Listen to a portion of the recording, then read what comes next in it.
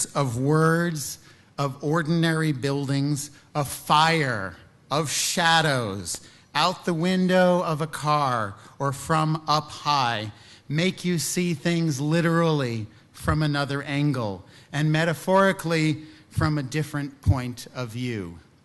J.G. Ballard said, Ed Ruscha has the coolest gaze in American art. Ed, we honor you because you make us slow down and you make us see the potential of art in everything. I'm really honored to be acknowledged tonight, and especially be on the same card as Stanley Kubrick and all these other great people here. And it's been great. Yeah, it's really been great. Thank you. Thank you. They never stopped making must-see films that stretched our imaginations, that altered the landscape of the business we are in. And I must say that we are all better off as audience members and artists because Stanley Kubrick made films, and also the man who's going to talk about Stanley Kubrick, my good friend who I've been lucky enough to work with just enough times, Mr. Steven Spielberg. Steven Spielberg.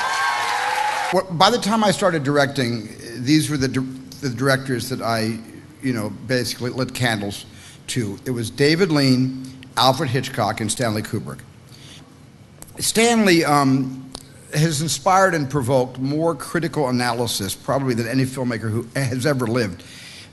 His films all leave us wanting more, and that may be the only director I know, he may be the only director I know who denies you the right to leave in the middle of one of his films. If you just try flipping through the channels, you land on any one of Stanley's movies, I defy you to turn to the World Series, final game, seventh game. I defy you to do that. Or you'll be going back and forth, even though you've seen the movie of Stanley's about 10 times. I think it's kind of like, it's not possible, I don't think, to understand Stanley without understanding something else, and that is that we may have seen A Clockwork Orange 30 times, but as we get older and as we mature and grow wiser, we can revisit A Clockwork Orange and we can 10 years later embrace concepts we couldn't embrace 10 years ago that Stanley intended us to receive at different stages of our lives. Kubrick's the only director whose movies are endlessly cathartic. Would be so surprised at this exhibition. It's so tasteful, so beautifully organized, so grand. He wasn't used to all that much praise. And he would also be very worried of have his wife speak in public.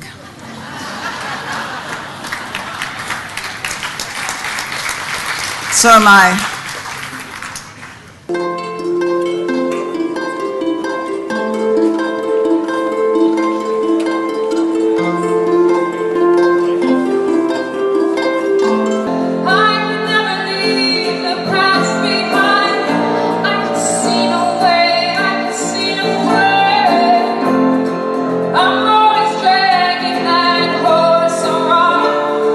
All of his questions, such a mournful